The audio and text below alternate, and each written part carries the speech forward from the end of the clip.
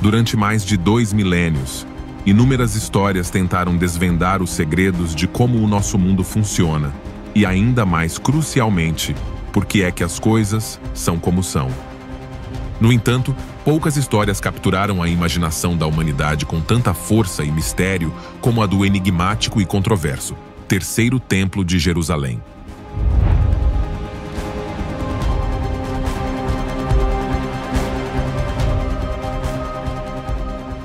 Será possível que este templo lendário, envolto em profecias e controvérsias, seja finalmente reconstruído? Que líder com um poder sem precedentes ousaria tentar tal feito que poderia mudar o curso da história? Qual será o destino dos judeus e dos muçulmanos neste intrincado jogo de poder e fé? Estaremos à beira de testemunhar uma união improvável entre estas duas religiões antigas, ou será a faísca que acenderá um novo conflito? E, o que é mais perturbador? O que a Bíblia revela sobre este enigma que tem suscitado inúmeros debates e teorias ao longo dos séculos? Muito bem, meu caro ouvinte. Prepare-se para mergulhar nos mistérios sombrios e nas profecias que cercam a reconstrução do Terceiro Templo. Um tópico que promete desafiar tudo o que você pensava que sabia.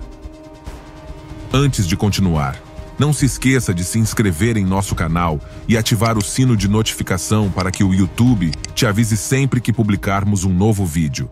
Vamos começar!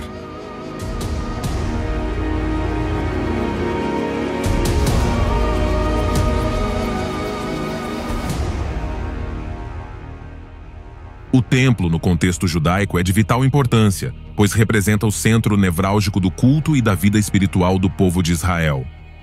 Este local sagrado é considerado o lar da presença divina e o local onde são realizados rituais e sacrifícios essenciais à fé judaica. Além disso, o templo simboliza a relação especial entre Deus e Israel, refletindo a aliança que une ambos.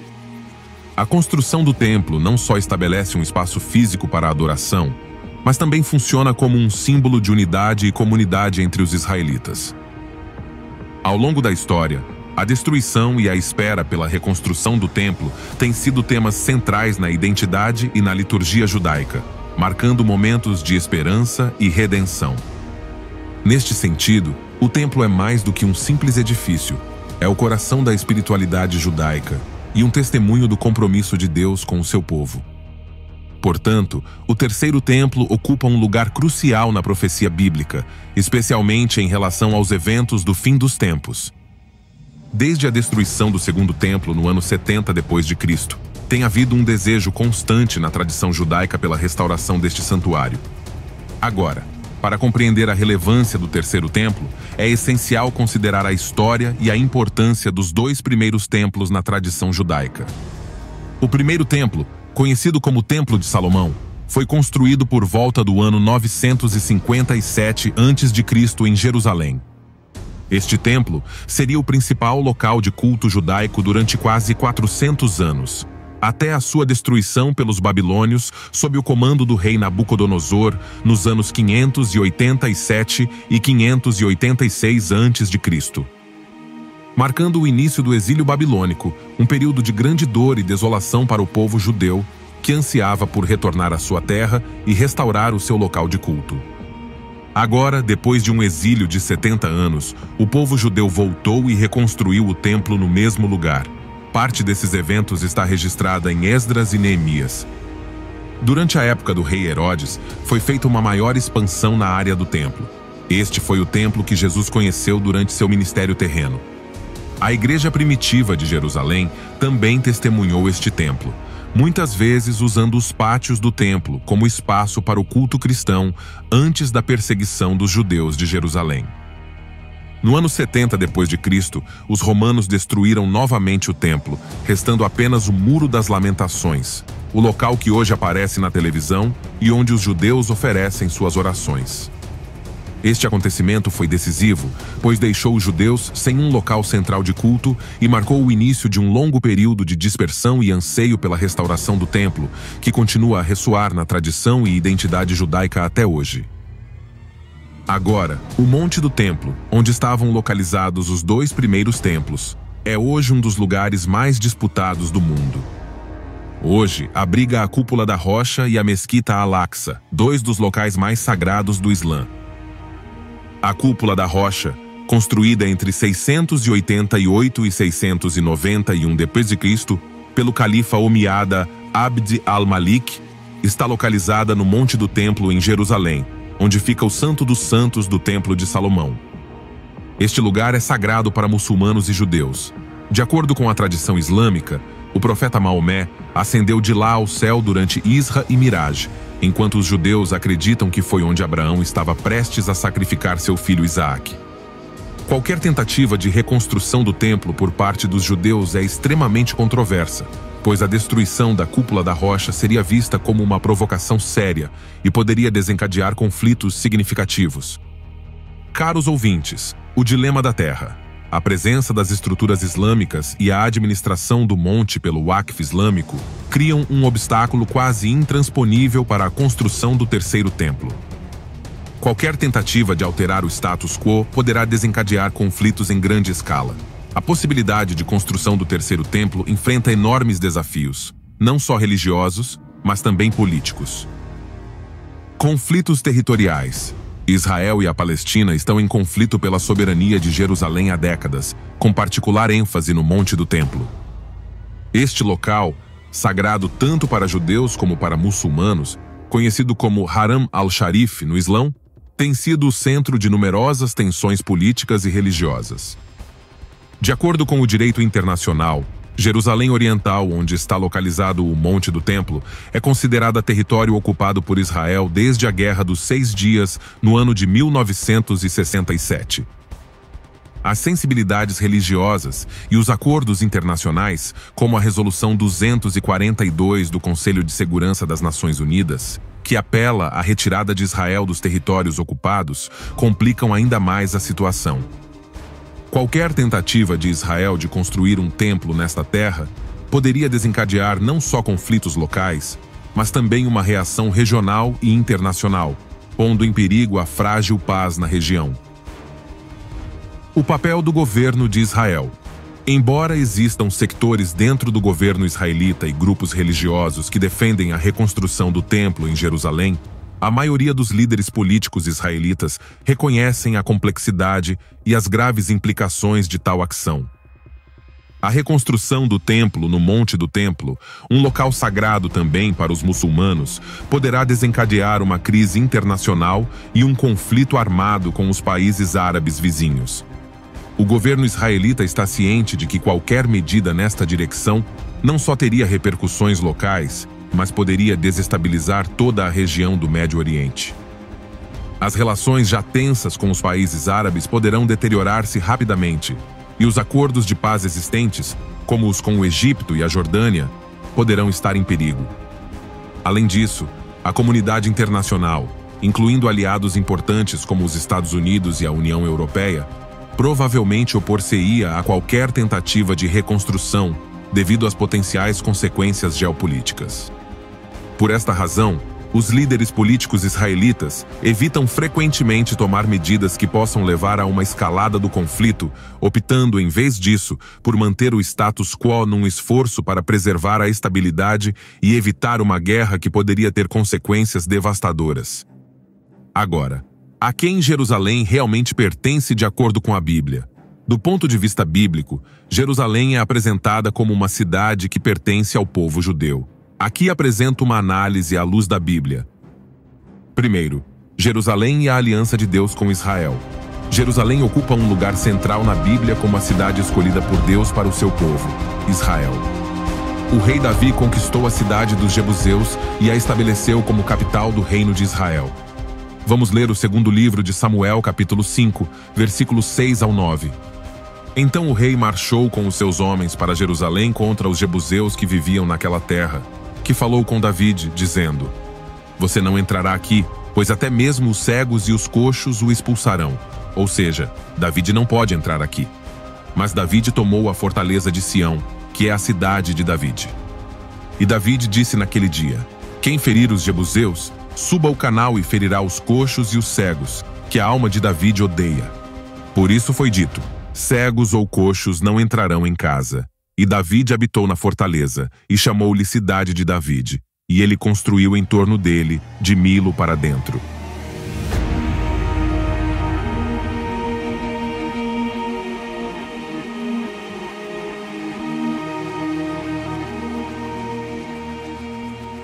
Jerusalém tornou-se a capital do reino de Davide. Foi uma boa escolha porque, primeiro, não tinha associação com nenhuma das tribos e era, portanto, bom para o Israel unificado. Segundo, a geografia da cidade tornou mais fácil defendê-la contra um exército hostil. Mais tarde, seu filho Salomão construiu o primeiro templo em Jerusalém, estabelecendo ainda mais a cidade como o centro espiritual dos judeus. O próprio Deus fez uma aliança com Davide, prometendo que seus descendentes reinariam eternamente em Jerusalém. Esta aliança reforça a ideia de que Jerusalém é uma herança divina dada ao povo judeu. Em segundo lugar, profecias sobre Jerusalém. As profecias da Bíblia também apontam para Jerusalém como uma cidade destinada a ser o centro do reino de Deus na terra. Em Zacarias capítulo 8, versículo 3, Deus diz: Restaurei Sião e habitarei no meio de Jerusalém. E Jerusalém será chamada Cidade da Verdade, e o monte do Senhor dos Exércitos, monte da Santidade.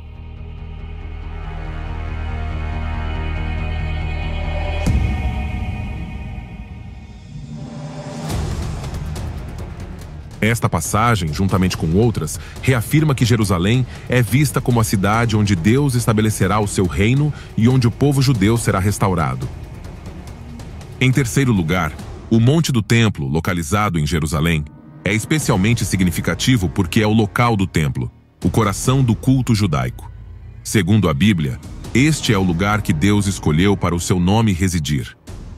Vamos ler Deuteronômio capítulo 12, versículo 5.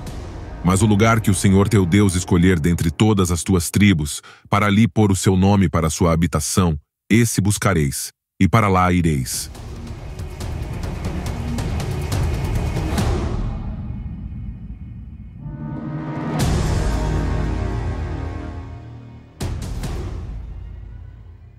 Neste versículo, Deus instrui o povo de Israel a procurar o lugar que ele escolheu para estabelecer o seu nome. Este local é central para adoração e sacrifício, e refere-se ao futuro templo em Jerusalém, onde os israelitas se reuniriam para adorar e oferecer sacrifícios. Em quarto lugar, Jerusalém e a promessa do reino eterno. O Antigo Testamento está cheio de promessas sobre a restauração de Jerusalém e o seu papel central no futuro reino de Deus. Vamos ler Isaías capítulo 2, versículos 2 e 3. Acontecerá nos últimos dias que o monte da casa do Senhor será estabelecido como o cume dos montes, e será exaltado acima das colinas, e todas as nações se reunirão para ele. E virão muitos povos e dirão: Vinde, e subamos ao monte do Senhor, à casa do Deus de Jacó, e ele nos ensinará os seus caminhos, e andaremos nas suas veredas, porque de Sião virá a lei, e de Jerusalém a palavra do Senhor.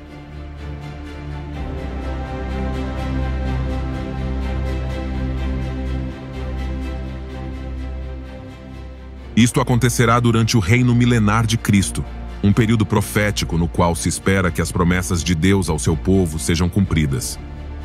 Durante este tempo, Cristo reinará sobre a terra, trazendo paz e justiça, e restaurando tudo o que foi quebrado. As profecias relacionadas à adoração em Jerusalém e no templo serão plenamente manifestadas, refletindo a fidelidade de Deus às suas promessas e o cumprimento do seu plano divino para a humanidade. Agora vamos dar uma olhada nas perspectivas rabínicas. Interpretações e profecias. O terceiro templo é um tema de muito debate entre os rabinos, com opiniões que vão desde a paciência até a ação imediata. Primeiro, os rabinos ortodoxos tradicionais. Muitos sustentam que o terceiro templo só será construído quando o Messias vier. Eles acreditam que qualquer tentativa humana de construí-lo antes deste evento seria inadequada e poderia ser contrária à vontade divina. Segundo, o movimento do templo. Este grupo, representado por organizações como o Instituto do Templo, afirma que tem a obrigação de preparar todos os elementos necessários para a reconstrução do templo em Jerusalém. Seu foco inclui não apenas a criação de utensílios sagrados, como o castiçal e o altar de incenso, mas também a formação de sacerdotes que possam exercer suas funções no culto. Eles trabalharam arduamente para recriar muitos dos objetos usados no culto do Segundo Templo, usando métodos e materiais que se alinham com as descrições bíblicas. Além disso, estabeleceram uma abordagem abrangente que abrange tanto a restauração física destes objetos como o cumprimento dos requisitos espirituais para os sacerdotes. Estão determinados a estar prontos para a construção a qualquer momento, manifestando assim o seu compromisso com a ideia de que o templo deve ser reconstruído e que o seu culto deve ser restaurado, reafirmando sua crença na importância deste lugar sagrado na vida do povo judeu. Terceiro, opiniões contemporâneas. Alguns rabinos mais liberais sugerem que o terceiro templo pode não ser um edifício físico, mas um estado espiritual de conexão com Deus. Outros veem a situação atual como um teste de fé, esperando o momento certo para agir. Agora, o que diz a profecia bíblica sobre como o terceiro templo será construído em meio ao caos atual, especialmente dada a tensão com a comunidade muçulmana? A Bíblia sugere que no fim dos tempos haverá um templo, o terceiro templo, ligado à figura do Anticristo. Os judeus receberão o Anticristo e aceitá-lo-ão temporariamente como o Messias, pois a sua intervenção facilitará o culto no templo e acalmará as tensões com a comunidade muçulmana. Este acontecimento é significativo, pois os muçulmanos também aguardam a chegada do Mahdi, uma figura messiânica que aparecerá em tempos de grande desordem. Neste contexto, o Mahdi e o Anticristo poderiam ser interpretados como a mesma figura, o que geraria um panorama complexo e conflituoso.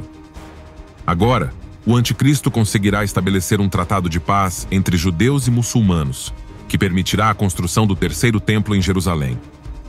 No entanto, após a construção do terceiro templo, o Anticristo profanará este lugar sagrado e desencadeará um período de intenso sofrimento e caos no mundo. Vamos ler em Daniel capítulo 9, versículo 27. E por mais uma semana ele confirmará a aliança com muitos. No meio da semana ele interromperá o sacrifício e a oferta. Então com a multidão de abominações virá o desolador, até que chegue a consumação, e o que está determinado seja derramado sobre o desolador.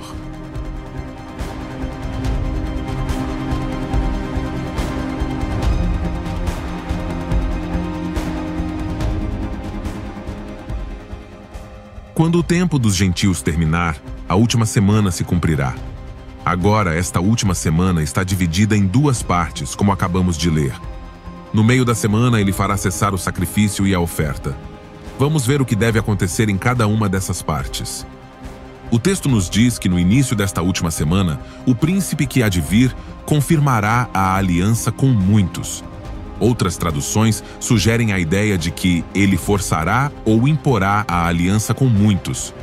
Em qualquer caso, seja através da diplomacia ou da força, o facto é que Israel voltará a viver em segurança e em paz na sua terra, e poderá reconstruir o seu templo em Jerusalém. Hoje em dia parece impossível pensar que isso possa acontecer.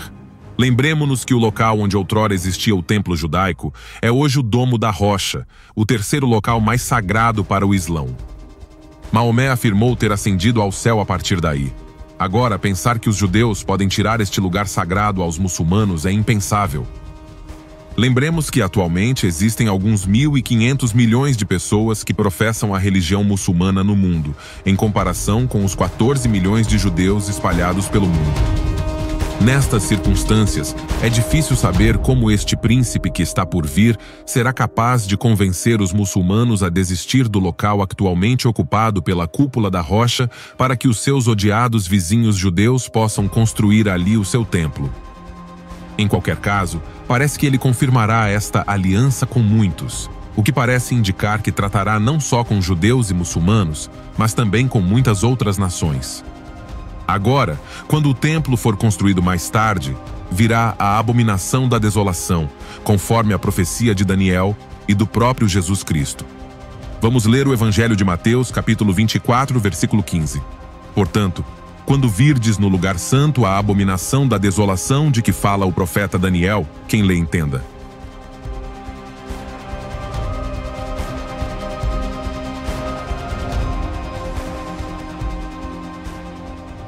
O que foi essa abominação da desolação, ou, em outras palavras, o horrível sacrilégio? O profeta Daniel nos contou sobre 2 deles. A primeira foi cometida por Antíoco Epifânio, o sírio, que atacou e destruiu Jerusalém. Em seu livro, no capítulo 11, versículo 31, Daniel escreveu: "E tropas se levantarão do seu lado, e profanarão o santuário e a fortaleza, e tirarão o sacrifício diário, e estabelecerão a abominação da desolação."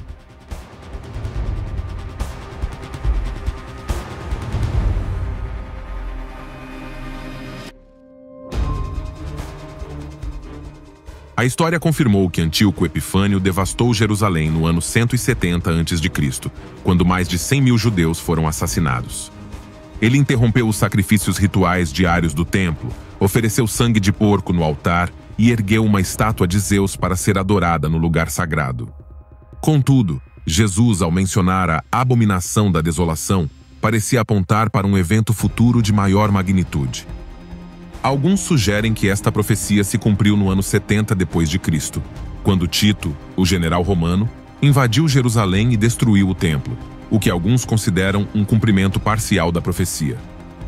Contudo, o apóstolo Paulo e o apóstolo João interpretaram a profecia como referindo-se a um cumprimento ainda por vir, quando o anticristo colocará uma imagem no templo durante um período de grande tribulação.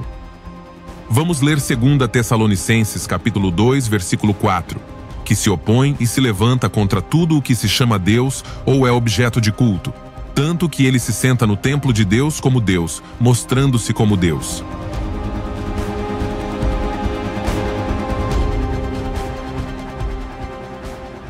Segundo estas interpretações, as palavras de Cristo vão além do acontecimento do ano 70, antecipando um tempo de catástrofes ainda maiores que precederão a sua segunda vinda. Agora, no capítulo de Apocalipse 11, versículos 1 e 2, também lemos: "Então me foi dada uma cana semelhante a uma vara de medir, e me foi dito: levanta-te e mede o templo de Deus, e o altar, e os que nele adoram. Mas deixem à parte o pátio fora do templo e não o meçam, porque foi dado aos gentios, e pisarão a cidade santa durante 42 meses.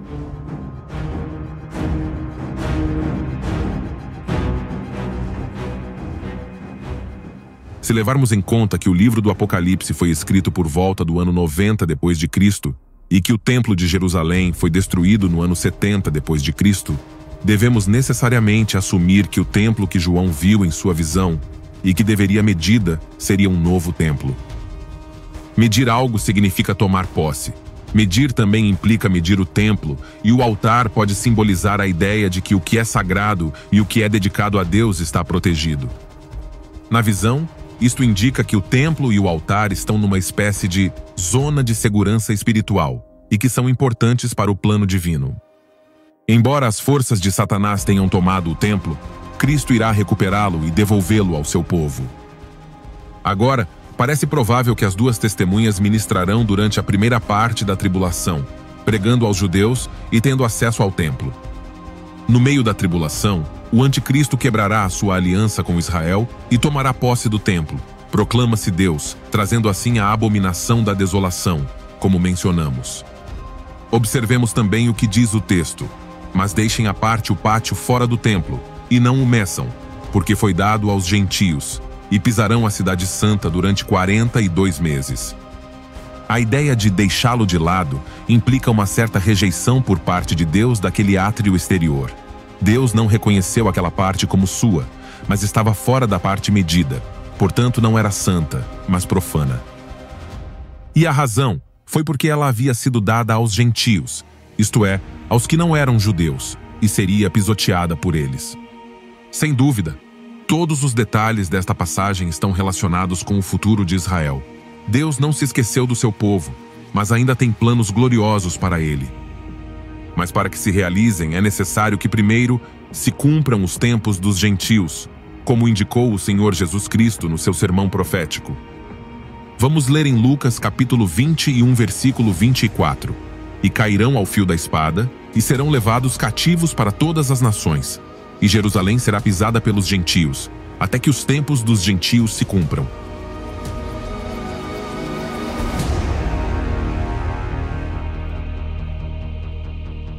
Estes tempos dos gentios têm a ver com a dominação dos gentios sobre Jerusalém. E começaram quando, no ano 70 depois de Cristo, os romanos destruíram a cidade de Jerusalém e o templo, e levaram os judeus cativos para todas as nações. É verdade que em 1948, a nação de Israel foi novamente constituída como tal, e recuperou alguns dos territórios que tinham sido seus no passado.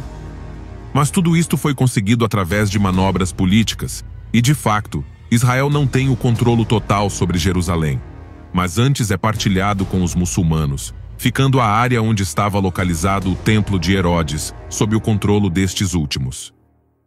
Nossa passagem em Apocalipse capítulo 11, versículos 1 e 2, ainda apresenta Jerusalém sendo pisada pelos gentios, implicando que os tempos dos gentios ainda não terão sido cumpridos neste tempo. É verdade, porém, que se percebe um avanço importante, que é que de forma milagrosa o templo terá sido construído novamente e os cultos nele voltarão a funcionar, embora sim, em meio à hostilidade gentia ao seu redor. E esta situação, diz-nos o nosso texto, durará 42 meses. Quanto a este período de 42 meses, equivale a 1.260 dias, calculando meses de 30 dias, e 3 anos e meio. Este período de tempo, nas suas diferentes modalidades, aparece diversas vezes nestes capítulos do Apocalipse, mostrando-nos que, de alguma forma, existe uma certa relação entre eles. Vemos que os gentios pisotearão a cidade santa 42 meses. As duas testemunhas de Deus profetizarão durante 1.260 dias. A mulher do capítulo 12 de Apocalipse será sustentada por Deus no deserto por 1.260 dias. E também em Apocalipse, capítulo 13, vemos que a besta foi dada autoridade para agir durante 42 meses. Este período de tempo aparece pela primeira vez no profeta Daniel em conexão com as coisas que aconteceriam ao seu povo Israel no futuro. Embora Daniel tenha recebido informações durante um período bastante extenso, abrangendo desde a restauração e construção de Jerusalém até a morte do Messias, para nós, é interessante a menção que ele faz da última semana de anos, ou seja, dos últimos 7 anos, conforme aludido em Daniel capítulo 9, versículo 27. Neste versículo, aparece um personagem muito sinistro que durante a primeira metade daquela semana, ou seja, durante os primeiros 3 anos e meio, fará pactos com todos, mas mudará drasticamente na segunda metade da semana, causando o sacrifício e oferecendo cessar no templo. Certamente o período de 1.260 dias descrito em Apocalipse capítulo 11, versículos 1 e 2, em que o templo de Jerusalém estará em funcionamento, devemos associá-los à primeira parte daquela semana de anos descrita em Daniel. Talvez o fato de Israel conseguir erguer novamente seu templo no início desse período se deva a um dos pactos que esse personagem consegue fazer.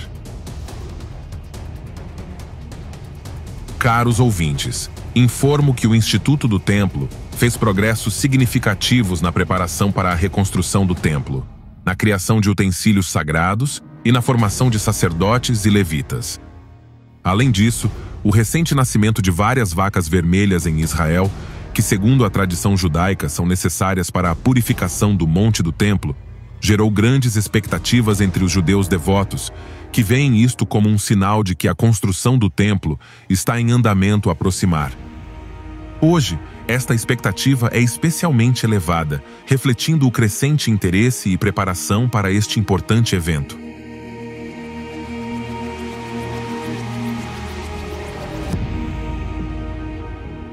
E assim chegamos ao final deste vídeo. Obrigado por fazer parte do nosso canal. Deus os abençoe abundantemente. Até a próxima vídeo.